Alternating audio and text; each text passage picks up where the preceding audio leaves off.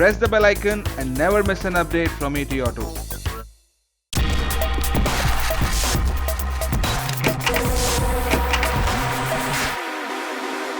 Hello and welcome to ETAuto. Toyota Motor Corporation is world's largest motor company when it comes to valuation at $240 billion, while it is number 2 when it comes to volume after Volkswagen. We have been seeing a lot of change coming up in automotive industry. We are at the cusp of major transformation, and Toyota Motor has a strong presence in India, and they have been one of the pioneers when it comes to hybrid and electric vehicles. We have here with us none other than Mr. Shekar Viswanathan, Vice Chairman and whole-time Director of Toyota Kirloskar Motor. Welcome to ETAuto, sir. Thank you. As we talk about automotive industry, probably this is the most interesting time. We are lucky to be here and see the transformation. In this transformation, how do you see Toyota Kirloskar Motor becoming an integral or important part of this transformation in India? I think first of all, Toyota Kirloskar Motor is now a 20-year-old company in India. We have been a major beneficiary of getting technology from Toyota Motor Corporation in the rollout of the many products that we have done. We've had a very successful launch of the IMV series, the Innova and the Fortuner. Also, our world-beating best-selling car, Corolla, which has stood the test of time over centuries, has done very well in the Indian market. We also launched the signature Camry hybrid vehicle in India, assembling it in India now. And that has also done very well in terms of product acceptance by the consumer. Unfortunately, the high price of that vehicle, occasioned by the unreasonably high tax imposed on it at 43%, is what has made it completely unaffordable, and therefore their volumes have slipped. Otherwise, Toyota Kirloskar Motor has done very well in India. We have an excellent workforce comprising of both workmen, supervisors, engineers and the like. We are a very profitable dividend paying company. We contribute a lot of taxes to the exchequer, and we are proud to be playing a role in Indian society. That's really well appreciated. We have noticed that in the upper segment, like you mentioned, Innova, Fortuner, Corolla, there you have been able to really do great. But when it comes to mass segment, which contributes largest share of the Indian passenger car market, like ETAuto or Liva, in that segment you were not able to do. Do you think you still want to try your hand in that segment, or you want to finally move up to the segment where you think you were competing better and you are excelling there? Clearly, the easy task for us is to excel in a segment where we are already doing well. The challenge for us is not so much in terms of product acceptance. I think the products in the A and B segments that we have launched, particularly in the B segment, the ETAuto and the Liva, has been accepted by the consumer. The product itself is excellent, but we must also not forget that it is the most competitive segment of the world car market. And because it is a very competitive segment, the pricing tends to be very thin. But we need to compete in that segment as well. And as the Auto Expo is going to reveal, we will be competing in that segment too, with an improved product and hopefully with greater market penetration. So you are going to showcase or bring a newer version of ETAuto and Liva at the Auto Expo. That's what we can say. We will bring a newer version, period. Okay, refreshed. Okay, when we talk about the new unveiling that you have done, Yaris, it's too late. It's already there in over 100 countries, if I'm not wrong, and it's been quite some time you've been. And this segment has been doing very good. We talk about Honda City, we talk about Hyundai Verna, we talk about Volkswagen Vento. So this segment was already doing good. Honda had their recognition from this segment. What made Toyota pull back and wait for so long to bring in a product in this segment that you have unveiled today, Yaris? Well, frankly, I think we expected to do much better with the Etios and Leva. And the fact that it did not do well was not because of the product being faulty or anything of the kind. I think the product is still very good in terms of reliability and quality. But it's a very crowded segment, the B segment and the A segment. And the B segment, since attacking a crowded marketplace, you can't get that much amount of traction. But we also have the need to fill up our factory capacity. Right now, we are making 140,000 vehicles against a total capacity of 310,000 vehicles. What we are hoping with the latest launch is that that capacity utilization will go up significantly. Okay, so we talk about Yaris. Before Yaris, we have seen the upper segment like Corolla, Altis. In Corolla, we have not seen infotainment system. The market is moving strongly towards infotainment and more electronics. You do not have even a charging, USB charging point in Corolla. So, was it a deliberate plan to not have these kind of, uh, features which are high on demand? Do you think that what was the reason for not having, because a car of 6 lakh even have those kind of? Yeah, I think you're referring to the older models of the Corolla, which don't have charging points. But I think the latest version comes equipped with all of these facilities. Okay, so that one will have. So it's a realization kind of thing. Your other aspect of your products that the people believe that they needs to improve in terms of design.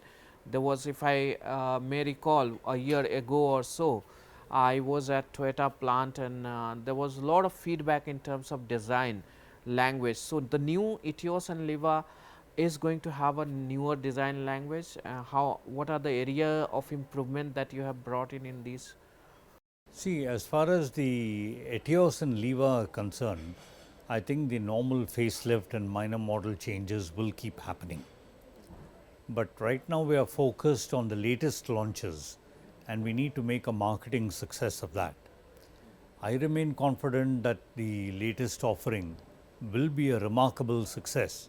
In fact, I think it will be a game changer. What kind of projection you have for Yaris? We have not yet determined what our projections will be for the Yaris, but what we intend doing going forward is to make sure that these products do well, because we need to improve our capacity utilization.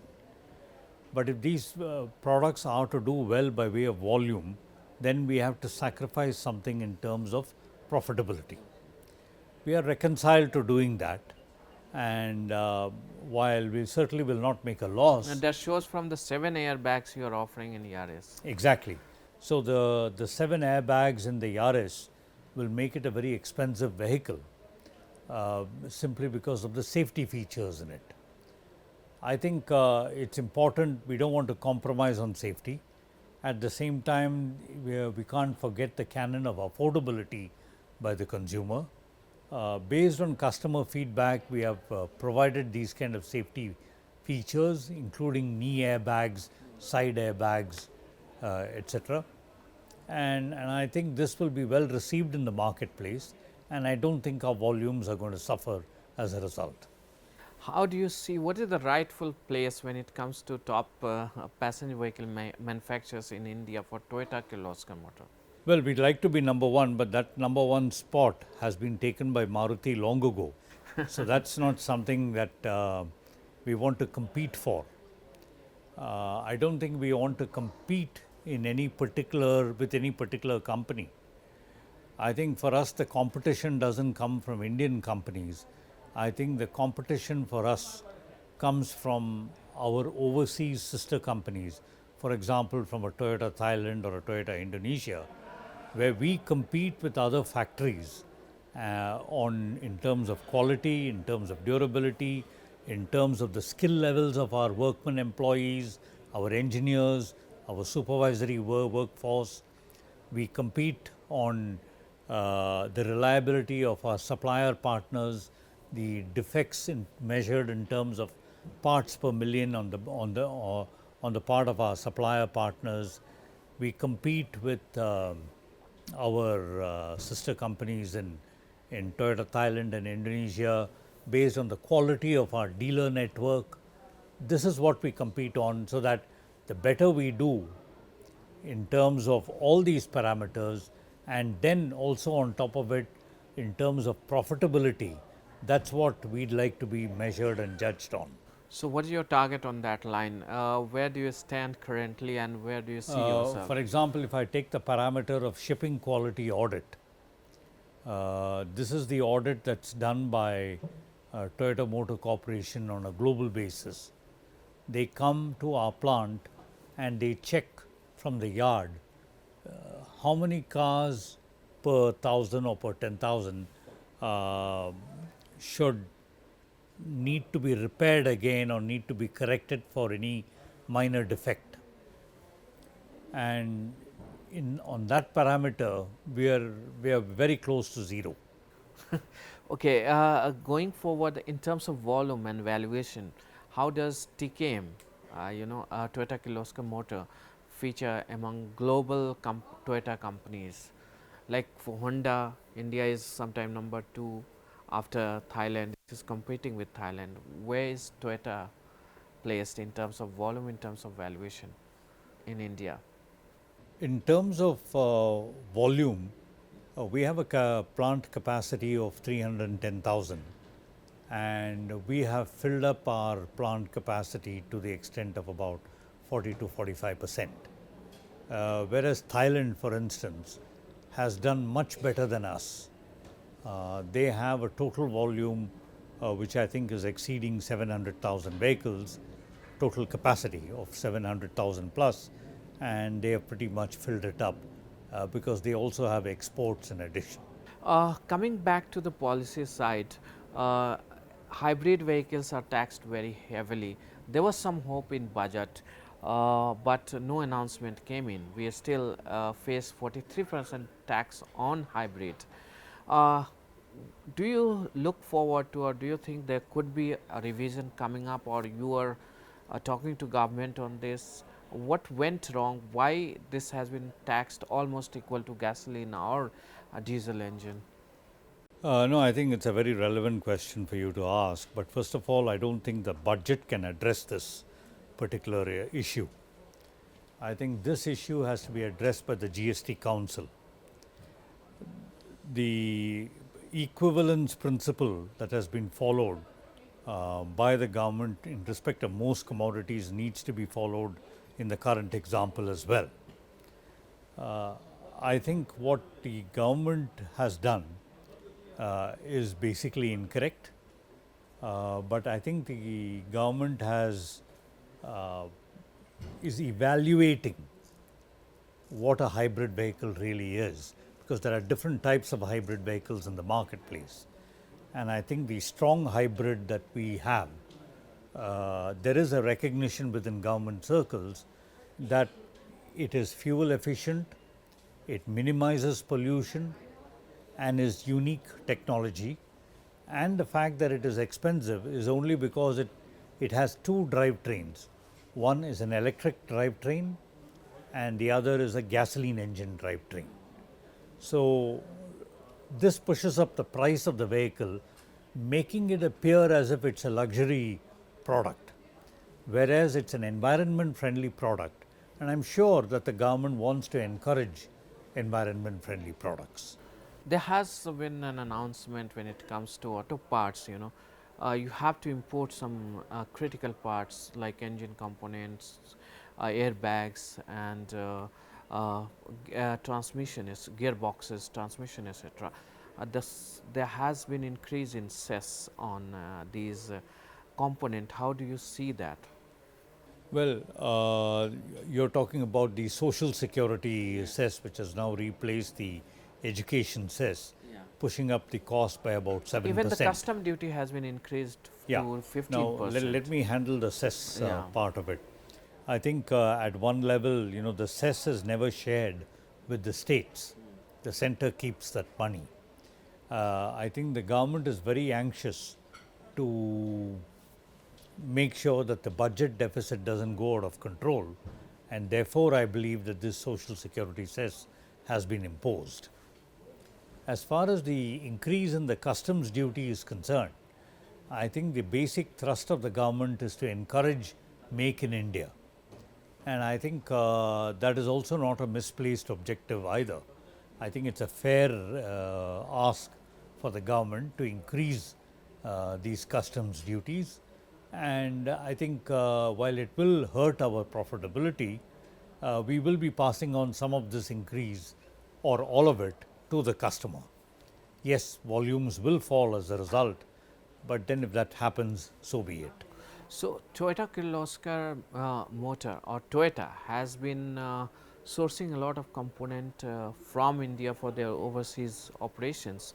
What is your future plan in this direction, if you could elaborate on that? In fact, we make gearboxes. It's done by our sister company, Toyota Kirloskar Auto Parts. We supply gearboxes to 6 different Toyota plants all around the world. I believe that this activity will only step up in the months and years to come. What is the current valuation of the export that you do from India? The valuation is about 800 crores of rupees in terms of the total And how exports. do you see it growing? It'll grow as much as the markets that we serve grow. It's since these markets tend to be a little fragmented. I think you must understand that these gearboxes are made here, and then they get fitted into vehicles in 6 different Toyota plants around the world, and those cars get exported to 170 countries. So it will be a function of how these 170 countries do, and it's very difficult to get a granular distribution of how each one of these 170 countries will be doing going forward. Coming back to your alliance with Suzuki, how this alliance is going to benefit you in Indian market? How are you going to work on this alliance for Indian market? We'll have to see if there are any synergies. At the end of the day, we rely on Toyota Motor Corporation to give us new products.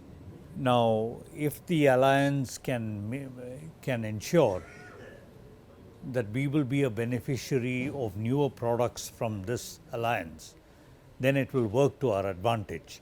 But I think this is one of working out the details more than anything else. Can we see a joint product coming up?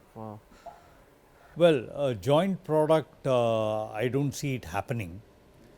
Not because it should not happen or it's difficult to happen. Will you be able to share the platforms, Suzuki platforms that are available in India, or how it is? I think those discussions are still in progress, and I'm not privy to those discussions.